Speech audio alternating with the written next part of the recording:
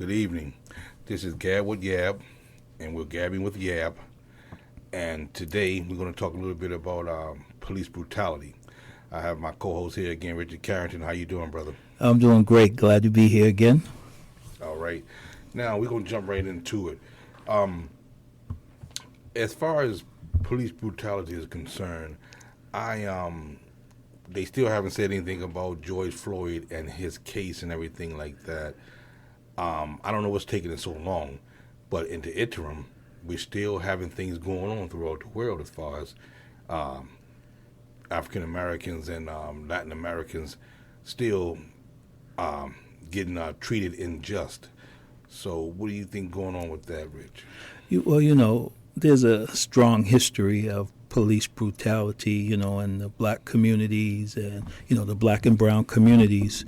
And, I think, we had a big moment with, like you said, with the George Floyd thing that kind of really brought it to light to people who really didn't understand how bad it was. Right. Again, because we talk about, when so many people home from the pandemic or, their lives on hold, that they had a chance to focus on other things besides their jobs and everything. Right. And they were able to look and see. And when they see this young black man getting murdered on, live video, it opened their eyes. So, so I think that, but police brutality has been around forever, as far as I'm concerned. Yeah, that's true. And go ahead. No, because I think about, I think we all got stories of being harassed by the police.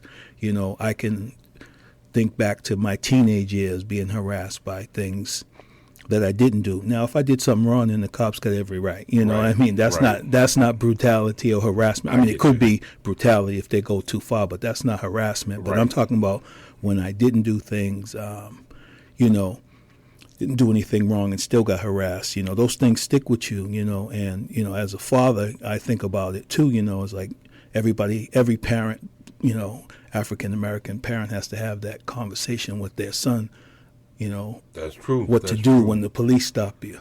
You're right. And a while back, I was talking to my father, and hey, man, I'm 53 years old. Yeah. And we always look back to when I grew up. Yeah. And he always told myself and my sister how to go about doing things when you get stopped by the police. Yes. First of all, if anybody that don't know, whether it be whoever it be out here in the world, if a police stop you and you're in your car, you pretty much, you stop your car, you put your car in park, you put your hands on 10 and 2, which is your left hand on the left side of the steering wheel, your right hand on the other side of the steering wheel, and you just sit there. You roll your window down and you stay there.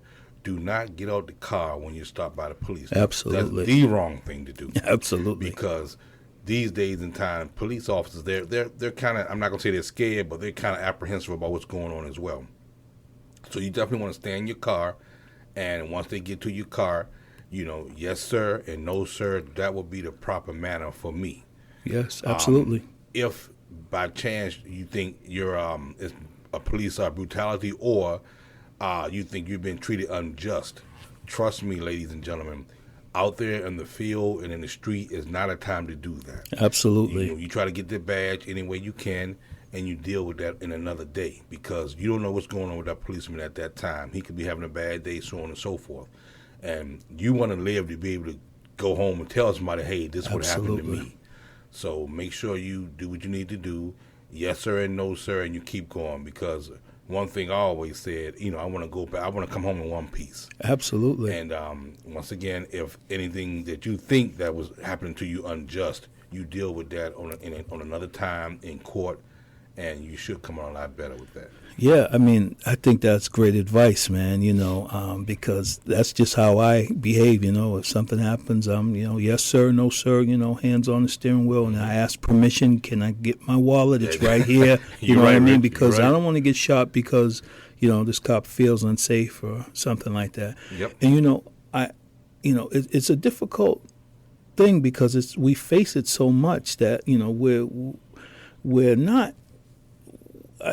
not so much in fear of the policemen are in fear of our lives, but we don't know how they're going to react. That's true. That's and true. and then they see us, and maybe a big guy, it could be seen as a threat, and you can't take chances. I talked to my oldest son, who grew up here in Massachusetts, but he's in North Carolina now. Right. And I tell him, because he got a little mouth, he can talk back and forth. And I said, Oh look, yeah. Oh yeah. if you get pulled over, you keep your mouth shut. Mm-hmm. I don't care what you think. I don't care if it was unjust. Right. You keep your mouth shut, and then, like you said, later on we go back and we see how we deal with it. Exactly. Because you never know. Yeah, that's true, and it's just not worth it. You guys, No. It's not worth it out here, and a lot of times, police are wrong. Yeah.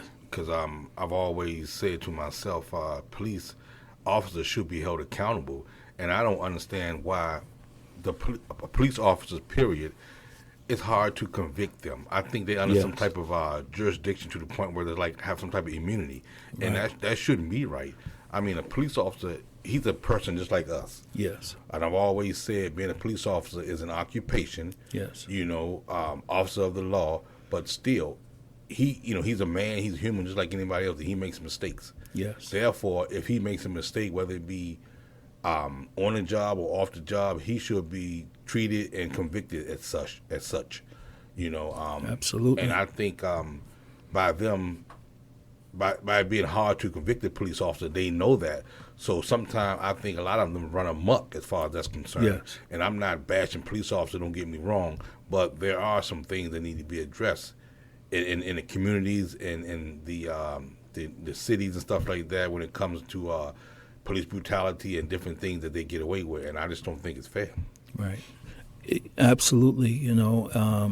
They do have to be accountable. And like you said, we're not bashing police officers. There's a need for police officers, and you want to respect them as we respect the law. They're enforcing the law. But they also have to respect the people. And it shouldn't be a us against them. Right. But that's what it is right now. And it's sad because there's so many policemen and women that I believe are just in it to protect and serve. However, the bad ones just, they just do the other ones harm, I think. And, when you're thinking about, like if there's an emergency, you want to call the police. That's right. You That's want right. you want to feel like they're coming to protect you and not, attack you or interrogate you or hurt you. And, what we're seeing on the TV now every night is people fed up. Yeah, that's People right. fed up with, there's just too many killings of innocent people. That's true. So let me ask you a question. Have you heard anything about the Breonna Taylor case? That they haven't said anything about it, but I was definitely thinking about that, and I was definitely totally wrong. And I just don't understand how police officers can just kick in somebody's door and think and then they have the wrong place. Right. And then when somebody pulls a gun on them and shoots them, Right. they're wrong. Right. And I don't think that's the case because you're defending yourself. Yes. As long as you have a permit to carry a firearm That's right. in that specific state or city, you have the right to defend yourself. Absolutely. And when an individual kicks your door in unannounced, you don't know who that is. That's right. So you have to defend yourself and your family.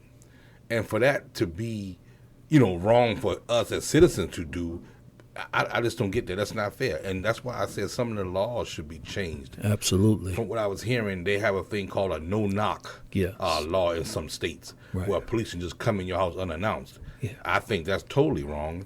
And I also think that they're doing something to do away with that. Yes. No-knock policy. Yeah, they're going to have to because, that in America in 2020, you can't have that. No. Laws like that. And this Breonna Taylor thing is really a travesty. And I hope that there is some justice. Yeah. But we have to get to the point where we'll just stop hoping and then start demanding. That's right. And I think that's right. I think that's where we're moving towards. Where people say, okay, we're not hoping anymore. We're demanding that you do the right thing. We're demanding that these people be prosecuted. And I think it's picking up a little steam. I heard something like Oprah Winfrey brought 40 billboards about Breonna Taylor. Yeah, I did hear about that and too. other people are talking about it, but they got to do more than talk. Yeah. You know, because it's just, if you're not safe in your own home, then we're living somewhere else other than America. That's true, and I don't think America is that bad where you have to, arm yourself just to feel safe in your own home. Right. This is not Beirut. This is not a third world country. Right. And most people should be able to come home after a job, after whatever they're doing, go in the house and close their door, lock it, and be safe. Yes. You don't have to worry about nobody kicking in your door or dragging you out your house, doing you any type of bodily harm. I don't think we living in a world like that. Yeah. I may be wrong, but I'm just, that's the way I feel. That's the way I feel. And the police, like you said, the police should be with us, should be a part of the community, right? A friend for us. Yes. And we able to come to them and say, hey, this is what's going on, that's what's going on. But now it's almost like, the police is like the enemy. Right. And if you can't go to police for help, what can you do? Yeah. See, yeah, exactly. I remember, man, when I was about 14 or 15, I worked at this corner store in the area, and there was this cop, and he was like a local legend. He didn't have a partner; he just had his dog. They called him. His name was Armstead, and he would come into the store, talk to you, ask you how you were doing and everything, Right. and somebody was dealing drugs, he'd take care of them. Somebody was acting up, he'd take care of them. He protected the neighborhood. Right, and that's good. So, that's good. Like when someone's violating the neighborhood or violating you, and you want someone there to assist you. Right. You don't want them to be doing the violating. So Exactly. he was tough, and they would say, "Oh man, don't mess with Armstead. Armstead is no joke." Right, and right. he'd tell you, man, he said some crazy stuff, but it was to people that were doing wrong or that were dangerous. Gotcha. Because if my mom's walking down the street and there's kids that's snatching pocketbooks, I want that cop to be able to deal with them. Exactly. You're right. And so like I said, and like you said, we're not talking about all cops are bad, but I thought about Armstead because he was one of the cops that really made a difference. Yeah. And he took his job seriously, and he dealt with crime. Right. And he didn't. But if you were innocent, he was on your side. And that's right. And a lot of times you don't have too many police officers like that. Yeah. Whether it be they don't have the proper training, or they just may be young, right, or they just not in touch with some of the communities. Right. And you and we're not police officers. We don't know what they're being taught coming out of the academy and things like that. But I tell you what, I would like to know. I would like to look at one of their criteria books to see, are they teaching like an ethics class or teaching how to approach individuals, whether they're African American, Latino, white, gang members, and how to go about that type of thing. Because you got to have some type of, what I want to say, training on how to deal with individuals. Yes. Whether that individual could be a drug dealer on drugs. Right. May have a mental problem and things like that. So police, they have a tough job. Don't get me wrong, but they should be able to have the proper training to deal with that type of thing. Yeah, I mean, I was reading an article and kind of paraphrasing it, but it was a lawyer, and he said, I have to go to school 8 years, and then I got to pass a bar, and I got to, keep my license in check just to practice law. But then this cop might just have come out of high school and went, and then now he's enforcing the law. He said, it doesn't make sense. No, it doesn't. And like you said, there needs to be some training. You don't got to have a PhD, but you need to have some training, like you said, to deal with the mental health issues. Because there's so many things, and so many people are getting high on drugs and everything, man. Right. And half the world smokes reefer, so you don't know what's going on there. It's legal now, Rich, so you know. So it's just and I'm dating myself by saying reefer, but I'm with you. That's what we used to call it. Yep. But and so you have to be able to deal with all these different personalities, man. It's like like here in the hospital, as public safety, you got to be able to deal with a person that might be on drugs, that might be, having a bipolar, event or whatever, or psychotic, all those things. So just think about what we have to deal with Mm-hmm.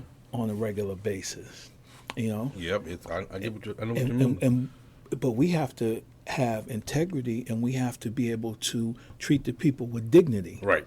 And Yep. and that's what, really what it boils down to. It's like you don't just look at a group of people and assume they're all bad because they're standing right there, Right, or they're or the color standing of on their this skin. corner, or definitely the color of their skin. You know what I mean? Mm-hmm. And so we have to get to that place. Yep. You know. Yep, and you're right. You're right. But hopefully that happens. But as of right now, we're still trying. We're still pushing forward. Yes. And like I said, the one thing that would stop that type of stuff would be legislation. Yes, absolutely. Pass different laws to make it, make the police, held the police accountable. Yes. Because it's just crazy out here, and just make it to the point where we can feel safe again. Yes. And not be afraid of what the police are going to do when we get stopped, because there's just a lot of stuff that's going on, and it's still going on. Right. And you may not hear it as much, but it's still going on. And a lot of times the southern states are really getting hit with it hard. Yes. And maybe a couple of places like New York and New Jersey and things like that, but the southern states are really getting hit with it hard. I'm not too sure what's going on down there, Right. but we need to address the southern states too and bring them up to par, because everybody has to be accountable. Yes. Everybody. I remember, man, and this is a little off topic, but I remember growing up, man, when we were like in grade school, you know how they say, what do you want to do when you grow up, and people would say, I want to be a fireman, I want to be a policeman, I want to be a doctor, a lawyer. I don't think kids are saying that today, that they want to be policemen. That's true. That's true. I don't think they are either, because nowadays nobody's afraid of the police. So why would you want to take that job? Right. Because you probably wouldn't get any respect, and it's a shame. Yes. And it's a good occupation. Don't get me wrong; they pay good and things like that. But as a whole, I think the being a police officer and being, taking the law, being an officer of the law and everything like that has just took a back seat to like maybe what you really want to be, like a lawyer and things like that. Right, yeah. I think kids are turning towards something else. Yeah. And being a police officer is maybe on a back burner, a third on your list as far as what you want to be for an occupation. Right. But hey, I'm praying all that stuff gets rectified and we can get the legislation and laws passed to turn that negative into a positive. Yes. Yeah. There's got to be change, All right, Rich. Once again, we completed another one. Oh, man. And this is Uncle Yab, and we're gabbing with Yab. And once again, you guys, we're here to tell you guys the truth and let you guys know what's really happening. All right. Have a good night. Good night.